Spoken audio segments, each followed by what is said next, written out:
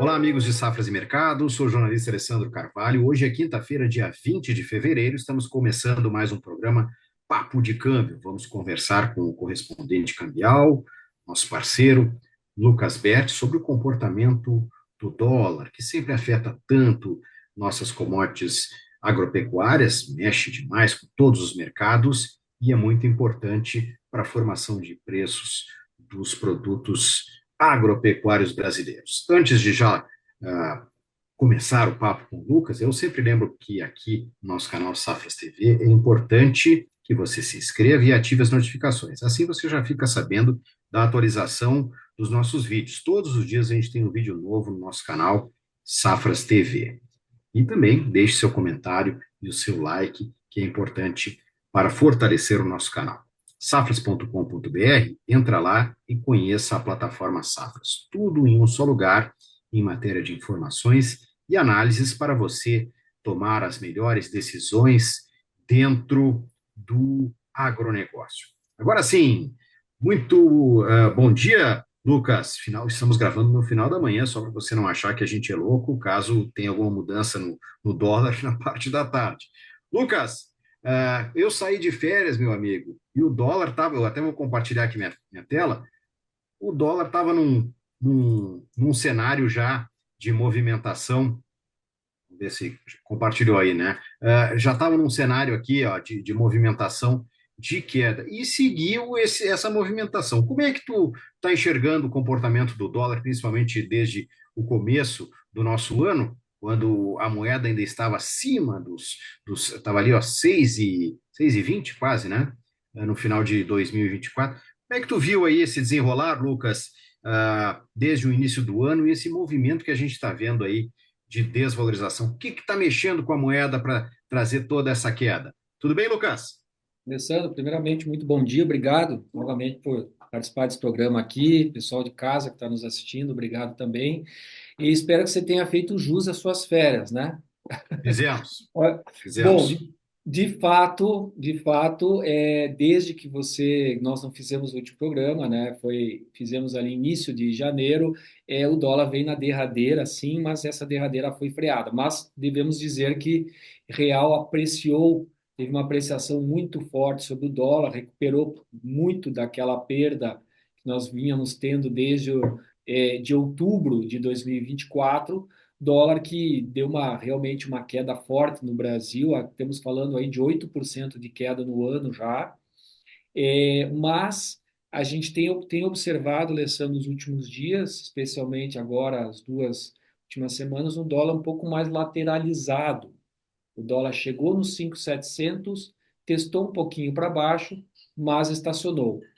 Então, de fato, a gente tem uma situação que é um dólar agora com certeza um pouco mais favorável, te diminuiu a tensão no mercado, mas a gente tem que lembrar que tivemos uma intervençãozinha, até bem, bem significativa de Banco Central. A gente chegou a comentar lá no nosso programa passado que o Banco Central vinha fazendo leilões. Para você ter uma ideia, em acumulado, tanto o leilão de à vista quanto o leilão de linha, à vista é aquele que ele se desfaz da reserva cambial, né? E ele não recompra, ele não tem o compromisso da recompra. Esse é o leilão à vista. O leilão de linha, ele faz a venda do dólar no mercado para os dealers, mas ele tem a obrigatoriedade, em data específica que ele coloca, né, para recomprar esse dólar. Então, de fato, desde aquele acontecimento, nós tivemos uma queda no mercado do dólar, mas a gente tem aí agora essa lateralização do dólar. O dólar encontra um suporte, se nós olharmos o gráfico, veja bem, nós estamos trabalhando com os níveis que nós não tínhamos desde novembro de 2024, certo? Certo. Mas Já. a gente observa uma coisa, esses níveis de novembro de 2024, começam a significar ali um fundo, né, onde o dólar subiu, mas abaixo deles ele já é um topo de uma banda de negociação entre junho de 2024 e outubro de 2024. Você vê aquela cobrinha sinuosa ali, né? Certo? Deu uns repiques de alta, voltou, mas o dólar operava entre 5.400 mais ou menos até 5.700. Então, de fato, a gente tem uma situação aí de um dólar que agora começa a se acomodar. Lembra que nós conversamos no programa passado sobre dólar 5,73 a 5,75, um preço justo, certo? Ele já rompeu esse preço justo. Agora, se a gente começar a olhar o que que é preço justo, caso ele se mantenha, caso ele rompa e caso ele venha, porque eu vejo assim, toda vez que ele vai testar 5,69 ali, 5,68 ele testou, toda vez que ele vai testar esse patamar, entra uma força compradora. Não está deixando o dólar cair, ok? Nós tivemos essa semana, inclusive, mais um leilão de linha de 3 bi, que é bastante, uma quantidade alta de leilão. O dólar não cedeu mais. O dólar se manteve. Uma coisa que o amigo acertou foi que quando o dólar estava lá no 6 e tu dizia, olha, a tendência aí do mercado talvez testar e vir para baixo mesmo do 6. Isso aí eu me lembro bem que a gente teve um programa que destacou essa, que era um patamar importante ali, o rompimento do 6, né, Lucas? Tecnicamente, né?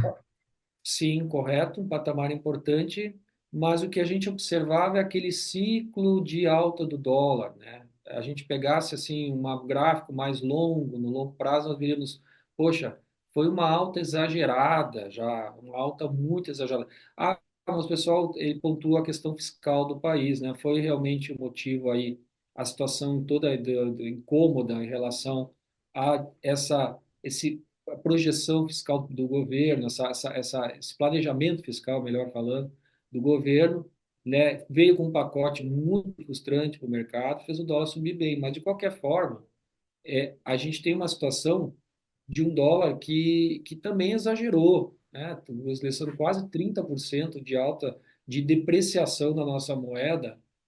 Não é que nós temos aí uma situação agora, que nós vamos comentar em breve, que nós tivemos um ano de 2024 de PIB crescente, um PIB relativamente bom, o país cresceu e a inflação subiu. Mas a inflação, de qualquer forma, não foi uma inflação que explodiu no país, né? Ao ponto de a gente ver assim, a situação se descontrolar daquela forma. Mas foi um sinal, e foi um sinal também de uma postura do Banco Central, né? De entrar regulando, de realmente fazer o papel dele, que o Banco Central não faz leilão de reserva só para jogar liquidez no mercado. Ele faz leilão, ele faz leilão não objetivando lucro, ele faz leilão para regular o mercado, né? Para fazer com que não hajam distorções, porque quando a moeda distorce, imagina todos aqueles indicadores, né? De PCA, né? De controle, de dívida, tudo isso descontrola na balança do governo. Então, é por isso que os leilões acontecem. A gente tem o chamado leilões de swap, que eu não sei se eu já comentei aqui contigo, Alessandro, mas o leilão de swap nada mais é que um leilão de troca, né? Swap é troca de dólar futuro, o governo vende dólar futuro e troca por juros com os dealers, tá? Ele assume os juros do dealer e coloca dólar futuro à venda e o dealer que fica com esse dólar futuro. Nessa negociação, normalmente ele não tem ganho nisso, né? Ele é mais uma forma de ele regular. Isso acontece quase regularmente, quase todo dia. Hoje, por exemplo, está acontecendo 15 mil contratos, né? Então, é uma forma de ele fazer o quê? Através do dólar futuro, ele reduzir qualquer tipo de pressão no dólar à vista para cima. Tá? Então, ele mantém o dólar bem equilibrado, busca manter o dólar equilibrado. Mas eu quero salientar uma coisa, que a gente está falando de dólar aqui, vamos um pouquinho mais adiante. Pesquisa Focus dessa semana ainda aponta o dólar a R$ 6. O que é a pesquisa Focus? São os bancos que traçam medianas. Eu ouvi essa semana o pessoal falando que tem banco que está falando já em 5,40, 5, eu disse, não, mas peraí, como assim os bancos estão falando 5,400? A mediana é R$ 6. Esse aqui é o banco que manda para o Banco Central publica. Sentimento dos grandes bancos. Eu não sei, enfim, mas o que a gente observa é que aí entra um termo que se falava muito e se preocupava muito no mercado norte-americano, que era o chamado estagflação. Vocês ouviram falar muito isso na agência Safra, certo? O pessoal está preocupado com esses próximos anos do Brasil nesse sentido. O que é estagflação? A inflação sobe, mas o país não cresce, que deveria. A gente está projetando para esse ano um crescimento de 2%. Mas da semana passada para agora, já houve um decréscimo. Das últimas 2 semanas, eu posso te afirmar que eu tenho a pesquisa Fox na minha frente, já vem se falando de um PIB menor para o ano. O ano passado, nós estávamos falando de um PIB maior cada vez que via a pesquisa. Só que o IPCA vem a cada semana subindo. Nós tivemos das 2 semanas atrás 5,08, semana passada 5,58 e agora 5,60. Isso é uma projeção, mas é uma projeção muito fora da meta já e da margem de erro da meta, que é aquele 1,5 da meta. A meta é 3%. Nós estamos falando quase o dobro. Então, isso é uma coisa para a gente observar. O próximo ano também a gente tem que observar, porque já se prevê também uma inflação um pouco mais alta do que era previsto. Então, esse termo estagflação, ele começa a surgir nas mesas de analistas do mercado, né? Isso aí, o que que coloca o nosso, em relação ao nosso dólar? Poxa, a credibilidade do mercado, né? País, né, a credibilidade do mercado. Claro, aí você vai me perguntar, mas por quê? Por que esse crescimento menor? Claro que a gente está tendo um cenário de juros mais alto, ele inibe, né, o tomador de crédito, Financiamentos. tá? Então a gente tem que levar isso em consideração. Agora, com certeza, a gente tem que observar a situação do dólar em relação à situação que está agora. Nós temos aí uma bela recuperação do real sobre o dólar. Não foi o real apenas que ganhou força sobre o dólar caiu geral no mundo também. Se a gente olhar o chamado DXY, DXY, que eles chamam, que é aquela cesta de moedas fortes contra o dólar, a gente observa que o DXY hoje está em 106 pontos. Nossa, ele chegou a 110 no governo Biden. E todo aquele temor que havia antes em relação ao Trump, enfim, o dólar está perdendo, depreciando no mundo. Mas essa é uma intenção do Trump também, viu? Que o dólar deprecie. Tá? Ele quer tornar os produtos que ele vai produzir mais competitivos no mercado internacional. Tá? Então, enfim, a gente está tendo uma reviravolta nas moedas. Agora, o dólar perdeu força junto também em outros lugares. Então, ela não, em grande parte dos lugares, dos outros, em relação frente às outras moedas, o dólar também recuou, mas o Brasil vem liderando. A gente olha aquele ranking sempre, né? Qual é o país onde está apreciando mais a moeda sobre o dólar? Tá? A gente está vendo o Brasil na segunda colocação no ano, só atrás do rublo. Lucas, vamos falar um pouquinho para a gente evoluir de todos os outros fatores que a gente tem agora para 2025, né? Tu já falou bastante aí da questão da estagflação e a gente tem o Trump, né? Trump, olha, o efeito Trump aí também é importante aí. E sempre aquele movimento que existe de como está sendo composto e como vai ser composto os juros no Brasil e nos Estados Unidos, né? Aquelas diferenças que acabam mexendo também. Como é que tu está vendo esse desenrolar de todos esses elementos aí que vão formar o nosso dólar em 2025? Essa é uma equação terrivelmente difícil de a gente avaliar, você sabe, né, Alessandro? Juros, moeda, a gente está tendo aí uma situação que é a seguinte, mas a gente vai falar da ata do Fed, né, que foi publicada ontem e dos, das, dos comentários que os dirigentes do Fed eles têm tecido no mercado. A gente tem visto o Fed falando que não tem pressa mais para cortar juros, ok? O mercado já está absorvendo isso. A ata do Fed foi também específica nisso. Ela disse que eles não veem no longo, agora médio prazo, necessidade de cortar os juros tão rapidamente. Por quê? A princípio, embora eles não estejam convergindo tão rápido para a meta deles de 2%, eles estão num ponto próximo ao neutro, que seria tão ali com uma inflação de 3% ao ano. E estão parados ali, tá? Então, é possível que no próximo relatório deles, próxima decisão de taxa de juros, eles não cortem juros e venha uma manutenção, caso os indicadores não piorem nos Estados Unidos, né? Tá? Já no Brasil nós estamos prevendo uma alta, porque IPCA subindo, o que você faz para frear? Juros mais altos. Isso pode ajudar o real?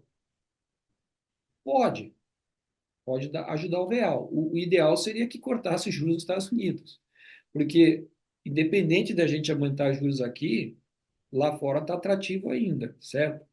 Concorda? Está Sim. 4,5, está 4,25 lá, né? 4 a 4,25 lá. Para Sim, o país. para um país É, que a gente via perto do zero, né? então, e tem outros países que estão se tornando atrativos também, né? Você tá vendo o Iene está subindo taxa de juros, você vê a União Europeia está cortando, né? Mas enfim, por isso que está com essa depreciação do euro sobre o dólar. Mas também não cresce. Estão com um problema sério de atividade econômica deles está fraca lá, certo? Então, de certa forma, como é que a gente vai dizer? Vai visualizar um dólar mais favorável aqui no Brasil, enquanto a gente não faz aqueles ajustinhos fiscais que são importantes, que o governo gasta. O governo gasta. Eu não vejo, certo? Eu acho que, eu, Alessandro, pra ser bem sincero, eu acho que nós estamos no fim da linha aí dessa queda quase, sabe? Entende? Mas tem gente falando que Tu pode acha mais. que a gente pode ver, então, um dólar retomando um patamar de alta, principalmente por essa questão nebulosa fiscal do Brasil, que continua nebulosa, né? Olha, Alessandro, o dólar, ele ele está no viés de baixa, se tu olhar graficamente. Se tu olhar esse gráfico que você botou ali embaixo, ali, Sim, vou é botar o de novo aqui. tobogã, né? Não, Certo? agora tá descendo a ladeira, né? Nós estamos É, vendo aí realmente o mercado topos, como se diz, topos e é. fundos descendentes, Você né? não, Que você não, os analistas técnicos adoram usar, né? O ele mercado tem foi no alguns fundos aqui 5.800, para ele romper, né? lateralizou, desculpa, ele foi no 5.800, ele lateralizou e ele veio abaixo de novo. É. E essa linha dos 5,70 é uma outra linha psicológica importante que, se rompida, né? E o mercado está trabalhando ela, de repente o mercado pode descer mais. Mas essa Pode. questão, Lucas, fiscal, no final das contas, continua sendo importante para ver se o mercado daqui a pouco não reage, né? Daqui a Continua, pouco. continua. Dois, nós temos uma situação de IBC que já jogou bastante dólar no mercado. Eu não sei se eles vão fazer mais leilão assim, adoidado, do jeito que eles iam fazendo, certo? E outra coisa é o seguinte, nós temos o chamado senhor inesperado, que é o Trump, né? Pois é, isso a gente temos que falar um pouquinho Impondo do nosso tarifas Trump, sobre né? metais já, minério, vamos falar aço e alumínio, já afeta o Brasil. Já está falando na madrugada agora, que é a noite passada, falou em imposição de tarifas para a madeira. Somos bons exportadores de madeira, certo? E a gente vai ter que ver como é que vai ser essa briga com o agro, porque É, a gente tomou conta do é. mercado lá. Eu Vocês usei, precisam. eu usei a figura do nosso Trump como uma figura de brincadeira, que não está nenhuma ligação política nem nada, até porque pregamos a isenção. Mas, Lucas, a questão é que realmente essa questão tarifária é importante. Enquanto a gente muito comenta, o Trump está com outros países, por exemplo, guerra fiscal com a China, para nós é vantagem. A China pode buscar mais produtos no Brasil. Agora, quando é direto, realmente taxando produtos brasileiros, complica. E o agro está de orelha em pé com isso aí, né? Com certeza. E temos um fator que denuncia isso, tá? Temos uma situação que denuncia isso. Você está vendo o mercado do ouro a Aham. 3 mil dólares a onça, tá? O futuro já rompeu. Sabe quem é que está comprando esse ouro todo? A China. E a China está comprando, o governo chinês está comprando ouro, bastante ouro. Além dessa questão toda do Trump, tem a situação toda que ocorreu nos últimos dias do chamado DeepSeek, que você acompanhou, aquela empresa de inteligência artificial lançou um aplicativo, um custo muito menor que essas empresas, a Magnificent Seven do mercado norte-americano, são as big techs lá, né? A preços muito mais menores. Então, o mercado, assim, o que eu estou ouvindo no mercado, que essa compra forte no mercado de ouro dos chineses visa a se proteger de um sell-off, uma venda que possa acontecer bazuca nas ações de tecnologia norte-americanas, tá? Então a gente tem esses fatores, eu vou dizer, mas como assim? Ah, os fatores de refúgio, eles acabam sendo interessantes nessa situação também de variação cambial, tá? Para a gente ficar atentos a isso. Quando a China está comprando adoidado aqui, ela está olhando alguma coisa lá na frente, né? Então, vamos lembrar que durante esse período aí, que o dólar também recuou, tá? Ele recuou bem, mas a gente tinha um período até de calmaria no ouro. De repente, o ouro deu uma guinada forte para cima, de novo, né? Então, e os criptomoedas não estão subindo agora do jeito que estavam, certo? Claro que a gente tem uma desvalorização cambial, então afeta, mas a gente está mais ou menos o que estava quando deu aquela super valorizada. Então, a gente tem que ficar um pouco atentos, porque eu vejo o seguinte, eu vejo que a tendência gráfica é de queda, mas os fundamentos, eles são um pouco mais arriscados para falar em mais queda. Então, a gente tem que ficar observando. Ações do Trump em relação ao mercado mundial, você vê bem que ele está se posicionando até diferente em relação à guerra Ucrânia e Rússia, né? E vocês devem ter acompanhado aí.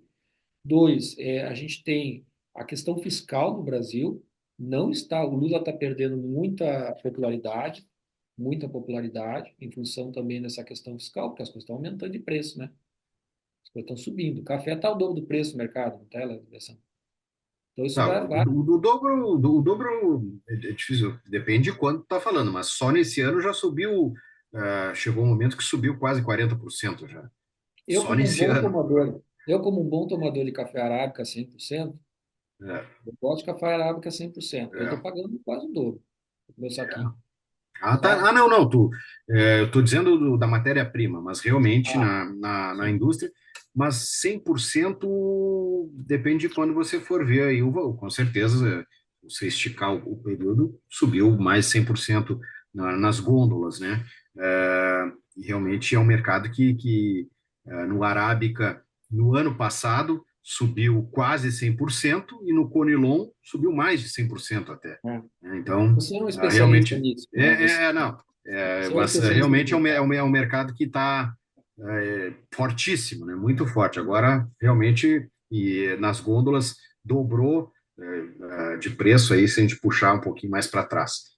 Bom, Lucas, vamos encaminhar o encerramento do nosso programa, que estamos chegando no final do nosso tempo. vamos Falar sim. um pouquinho da agenda da próxima semana.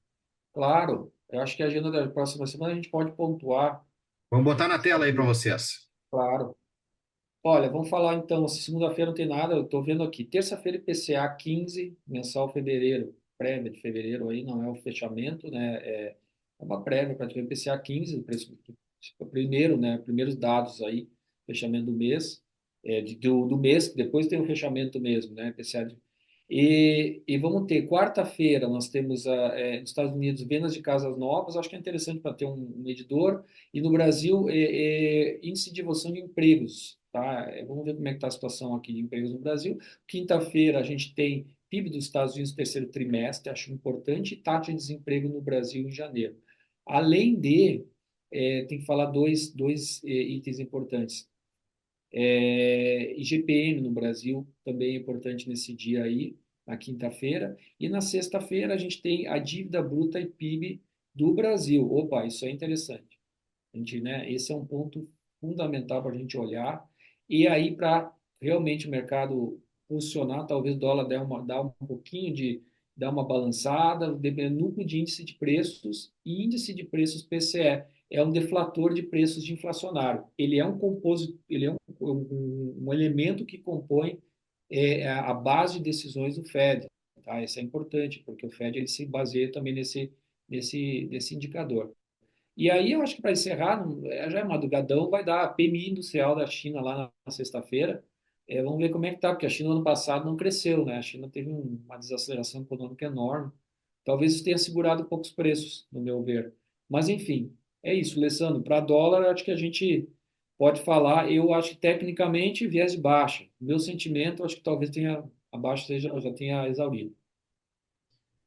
Muito obrigado, Lucas. Os meus recados finais aqui são de que é importante você estar conosco nas nossas redes sociais, que aparecem na tela, estão na descrição também do vídeo. Fique ligado também nos próximos cursos e eventos de Safras e Mercado que estão na descrição do vídeo. Destacando que na próxima semana, no dia 26 de fevereiro, nós temos uma live especial, expectativa para a safra de café no Brasil em 2025, com o nosso analista Gil Barabás, que vai falar, agora há pouco a gente estava falando do preço do café, e realmente ao produtor, puxando aí os preços do café arábica, por exemplo, mais do que dobraram, assim como do café Conilon. Nas gôndolas dos supermercados também o consumidor está vendo os preços dispararem, mas a gente vai continuar consumindo o nosso cafezinho, com certeza.